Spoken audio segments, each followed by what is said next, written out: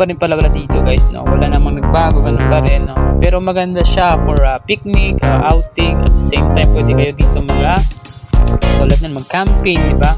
Meron dito swimming pool o mga rooms, no? So, ang kanilang minimum is 1 to good for 2 persons or 4 persons, no? Depende na lang sa inyo yan.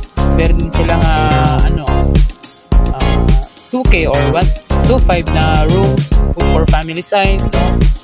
So marami kayong magagawa rito. Pwede kayong mag-enjoy araw man o gabi. So ito pala yung tinatawag na Balikaw-Kaw Highland Resort, no? So ito, pauwi na ako nito kasi tapos na akong bumisita doon.